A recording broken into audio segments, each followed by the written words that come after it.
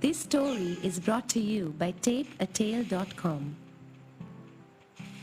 अच्छा, हम सबकी लाइफ में एक ऐसी कहानी होती है ना, या एक ऐसा सच होता है जिसे हम सबसे छुपा के रखते हैं, जो सिर्फ हमारी होती है, जिसे हम बताना भी चाहते हैं पर कभी बता नहीं पाते। सोसाइटी का खौफ कह लो, या लोग क्या कहेंगे, या वो जजमेंटल नजरें हमें कभी भी इजाजत ही नहीं देते अपने कंफर्ट जोन से बाहर निकलने के लिए। पर आज मैं पहली बार अपने उस कंफर्ट जोन से निकल के वो सच, वो कहानी जिसे मैं अब तक सबसे छुपाते आ रही हूँ, जो सच मेरे सीने पर ना एक पत्थर की तरह रखी हुई थी, जो अब लगता है कि इसे हटाने का वक्त आ गया।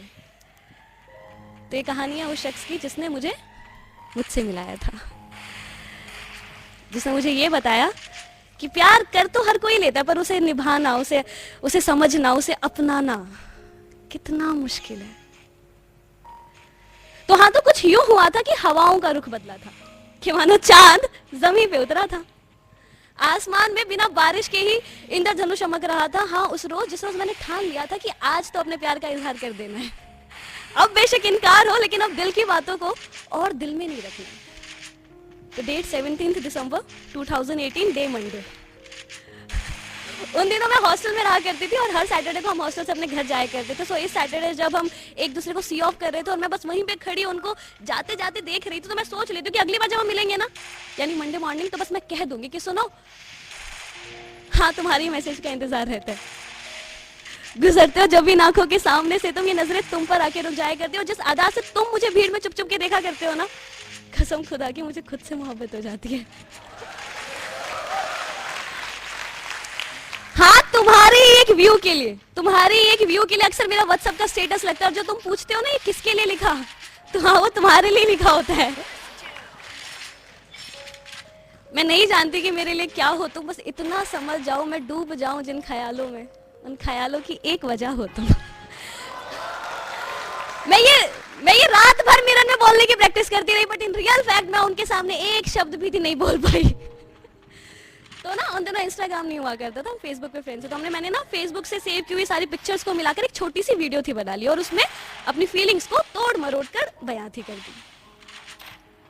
तो मुझे एग्जैक्ट लाइन तो यार पता नहीं कि मैंने क्या लिखा था, बट कुछ लाइनें मैंने बड़ी फिल्में लाइनें लिखी थी, तो इसलिए मुझे अब तक याद है। मैंने उस वीडियो के ऊपर ऐसा सबटाइटल की तरह लिखा था, क्या there is a very special corner in my heart for you. When, why, how, I really don't know, but yeah, there it is, right there. A clouds of feeling burst inside me whenever I used to talk to you. For you, I can bow my head and bend my knees. My feelings are pure, but every time I fail to pretend. You know, when you talk to me, na, I feel like that someone please hold this time. When you look at me, na, I feel like that we are the couple of any Bollywood Shah Rukh Khan movie.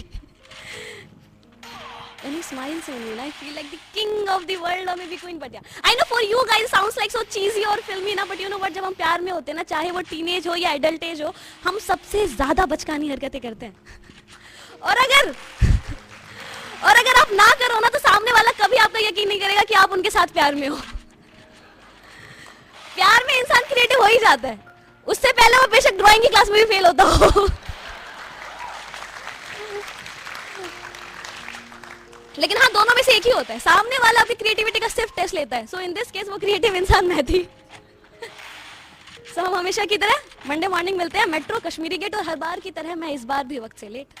अब जैसे मैं platform पर पहुंचती हूँ और मेरी नजरें उन पर पड़ती है, मैं देखती हूँ कि मुझे ना तिरछी निगाहों से घूर के देख रही थी कि अभी मेट्रो के आगे फेंक के मारूंगी। मैं सॉरी बोलते बोलते उनके पास जाती हूँ, उनका हाथ पकड़ती हूँ, और तभी मेट्रो आ जाती है और भागते हुए मेट्रो के अंदर। अब मेरे अंदर अलग ही बेचैनी शुरू हो जाती है कि यार शिट, आज रहने दे, क्या शुरुआत गलत हो।